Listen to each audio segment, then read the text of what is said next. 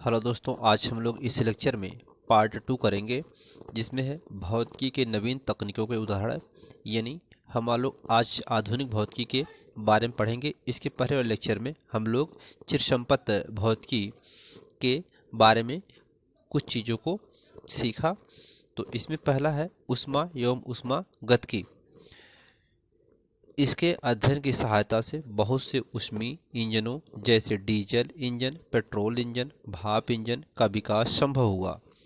Refrigerator और वातानुकूल नवीन प्रौद्योगिकी की उपलब्धियां हैं। ठीक है, तो नवीन भौतिकी में यानी आधुनिक भौतिकी में इन सब सारे चीज़ों का विकास होना संभव हो पाया है। दूसरा है विद्युत चुंबकीय तरंगे। इसके अध्ययन से रेडियो, वायरलेस, टेलीविज़न एवं दूरसंचार तकनीकी का विकास संभव हुआ। ठीक है, तो नवीन आधुनिकी तकनीकी में यहाँ पर टेलीविज़न है, वायरलेस है और रेडियो है, दूरसंचार है आदि तकनीकी का जो है विद्युत चुंबकीय तरंगों में अध्ययन किया गया और उसका विकास हुआ। ठीक है, उपग्रह प्रक्षेपण। इसकी सहायता से मौसम संबंधी जानकारियाँ प्राप्त करना एवं भौगोलिक सर्वेक्षण करना आसान हो गया। यानी उपग्रह प्रक्षेपण में हम लोग जो है मौसम संबंधी जानकारियों को प्राप्त करते हैं और भौगोलिक सर्वेक्षण करते हैं कि कहाँ पर कैसा माहौल है, कैसा मौसम है, इन सब की जानकारी प्राप्त करते हैं। ठीक है, उसके बाद आता है नाभिकीय विखंडन।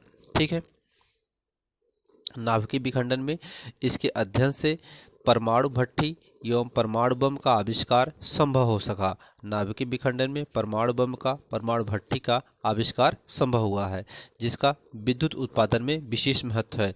नाभिकीय विखंडन का विद्युत उत्पादन में विशेष महत्व होता है। ठीक है, और यह भौतिक विज्ञान की इतनी महत्वपूर्ण शाखा है कि इसके ज्ञान के बिना विज्ञान की अन्य शाखाओं का विकास संभव नहीं है। इसे निम्न उदाहरण से समझा जा सकता है। ठीक है, तो नाभिकीय विखंडन एक बहुत बड़ा प्रोसेस है जिसमें बहुत सारी चीज़ों का अध्ययन किया जाता है। यानी इसके बिना विज्ञान का ज्ञान अधूरा माना जाता है। तो इसके लिए हम और बहुत सारे उदाहरणों को देखते हैं। इसके अंतर्गत गुण संरचना, नाभिकीय अपक्रियाओं तथा उनके अनुप्रयोगों के बारे में भी अध्ययन करते हैं। ठीक है, तो सबसे पहला है गणित में भौतिकी का महत्व। अब गणित में भौतिकी का महत्व क्या है? ठीक है, जो नाभिकीय विखंडन के अंतर्गत आता है। ठीक है, इसमें है भौतिकी के सिद्धांत और संकल्पनाओं के कारण बहुत सी गणितीय विधियों का विकास संभव हुआ है। ठीक है, अब भौतिकी के सिद्धांत और संकल्पनाओं के आधार पर जो गणित की बहुत सारे विकास हुआ है, जैसे अवकलन समीकरण, गति की समीकरण आदि। तो अवकलन समीकरण और गति समीकरण ये मैथ में है, ये सब हम लोग पढ़ते हैं, तो इसका भी संभव हो पाना आसान हुआ है। रसायन में भौतिक का महत्व क्या है? एक्स किरणें के विवर्तन और रेडियो एक्टिविता के ने बहुत से ठोसों की संरचनाओं का अध्ययन करने में सहायता हुआ है। ठीक है, तो रसायन विज्ञान में इसका ये महत्व है। जीव विज्ञान में भौतिकी का महत्व। जीव विज्ञान में एक्स किरणों की खोज से बहुत से रोगी और हड्डियों में दरार का पता लगाना संभव हो सका है, जो हम इसमें अध्ययन करते हैं इसका। भूगोल में भौतिकी का महत्व। विभिन्न क्रिस्टलों की संरचनाओं के अध्ययन से विभिन्न चट्टानों के बारे में जानना एवं अध्ययन करना संभव हो सका है। ठीक, मौसम विज्ञान में भौतिकी का महत्व है। ताप के साथ दाब में परिवर्तन एवं बैरोमीटर द्वारा लिए गए वायुमंडल दाब के आधार पर मौसम संबंधित भविष्यवाणी कर पाना संभव हो सका है। ठीक है, खगोल विज्ञान में भौतिकी का महत्व है। प्रकाशीय दूरदर्शी, रेडियो दूरदर्शी एवं प्रकाश संबंधित डॉपलर प्रभाव की खोज से ब्रह्मांड के अध्ययन और समझने में बहुत सहायता मिली है। ठीक है, इस विज्ञान में, खगोल विज्ञान में। ठीक है, तो ये सब इसका महत्व है। आगे इसी चैप्टर में दिया है प्रकृति में मूलतः 4 प्रकार के बल होते हैं: गुरुत्वाकर्षण बल, विद्युत चुंबकीय बल, प्रबल नाभिकीय बल, दुर्बल नाभिकीय बल। आइए इन चारों बलों को एक एक करके पढ़ते हैं। सबसे पहले देखते हैं गुरुत्वाकर्षण बल। वैज्ञानिक न्यूटन ने बताया कि ब्रह्मांड में प्रत्येक पिंड दूसरे पिंड को एक बल से आकर्षित करता है जिसे गुरुत्वाकर्षण बल कहता है। यानी न्यूटन ने यह बताया कि एक पिंड दूसरे पिंड को अपनी ओर आकर्षित करते हैं जिसमें एक बल लगता है, उस बल को गुरुत्वाकर्षण बल कहते हैं। ठीक है, इन बल में कई प्रकार होते हैं। गुरुत्व या गुरुत्वीय बल। ठीक है, ब्रह्मांड में स्थित किसी भी पिंड और पृथ्वी के मध्य आकर्षण बल को गुरुत्व या गुरुत्वीय बल कहते हैं। यह गुरुत्वाकर्षण बल की विशेष स्थिति है। ठीक है, एक गुरुत्वाकर्षण बल की विशेष स्थिति है कि किसी भी पिंड और पृथ्वी के मध्य जो आकर्षण बल लगता है वही क्या कहलाता है, गुरुत्वीय बल कहलाता है। गुरुत्वायन गुरुत्वाकर्षण बल कणों की अदला बदली के कारण होता है जिसे गुरुत्वायन बल कहते हैं। ठीक है, तो गुरुत्वायन क्या है कि जो कणों की अदला बदली होती है, गुरुत्वाकर्षण बल कणों की अदला बदली के कारण जो होता है वही क्या कहलाता है, गुरुत्वायन कहलाता है। विद्युत चुंबकीय बल, दूसरा नंबर क्या है, विद्युत चुंबकीय बल। पिंडों के मध्य दो आवेशित पिंडों के मध्य कार्य करने वाले आकर्षण या प्रतिकर्षण बल को विद्युत चुंबकीय बल कहते हैं।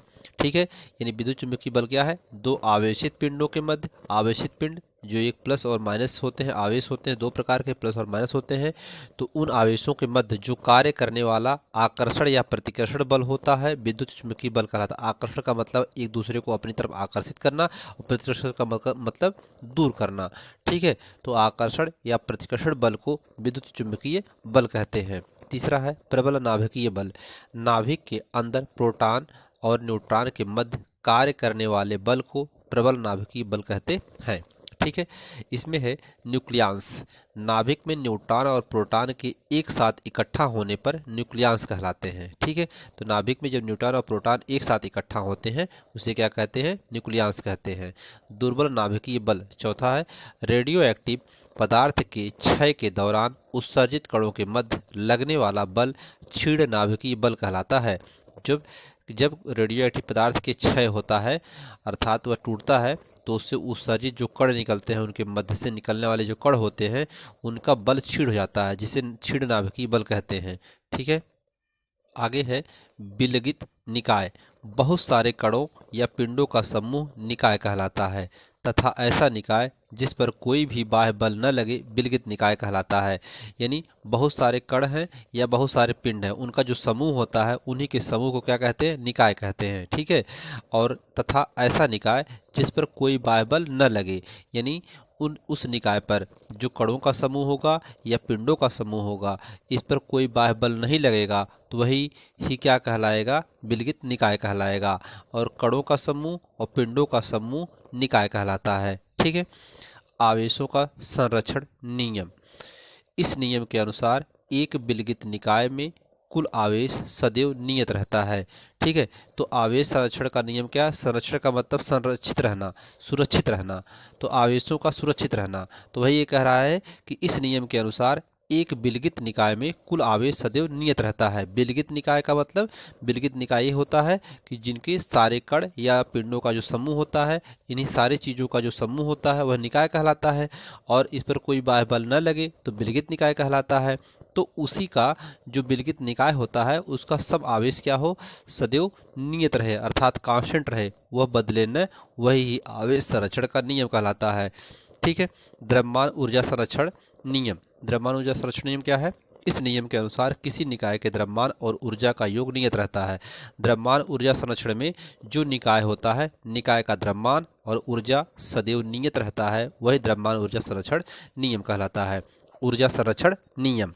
इस नियम के अनुसार ऊर्जा को न तो उत्पन्न किया जा सकता है और न ही नष्ट किया जा सकता है, केवल एक ऊर्जा का दूसरी ऊर्जा में रूपांतरण होता है और इस प्रकार संरक्षित बल के अधीन किसी निकाय की कुल ऊर्जा नियत रहती है। तो ऊर्जा संरक्षण का नियम ये है, न तो हम ऊर्जा को उत्पन्न कर सकते हैं और न को ऊर्जा को नष्ट कर सकते हैं। ऊर्जा को केवल हम एक बर्तन से दूसरे बर्तन में अर्थात एक वस्तु से दूसरे वस्तु में उसको रूपांतरण करते हैं, तो वही क्या कहलाता है, ऊर्जा संरक्षण नियम कहलाता है। ठीक है, आगे है रेखीय संवेग संरक्षण नियम। इस नियम के अनुसार किसी निकाय का कुल रेखीय संवेग सदैव संरक्षित रहता है। यानी इस नियम में क्या होता है कि जो कुल निकाय का कुल रेखीय संवेग सदैव संरक्षित रहता है। ठीक है, अगला है कोणीय संवेग संरक्षण नियम। इस नियम के अनुसार किसी निकाय का कुल कोणीय संवेग सदैव संरक्षित रहता है यदि निकाय पर कोई बाह्य बल आघूर्ण न लगाया जाए। कोई बाह्य बल आघूर्ण उस निकाय पर नहीं लगाया जाएगा तो उसका कुल कोणीय संवेग सदैव संरक्षित रहेगा। ठीक है, तो इस टॉपिक के साथ इस लेक्चर यहाँ पर समाप्त होता है और इसके साथ चैप्टर समाप्त होता है। अगले लेक्चर में आपको हम अध्याय 2 मापन एवं मात्रक का चैप्टर लेकर के आएंगे। तब तक के लिए धन्यवाद।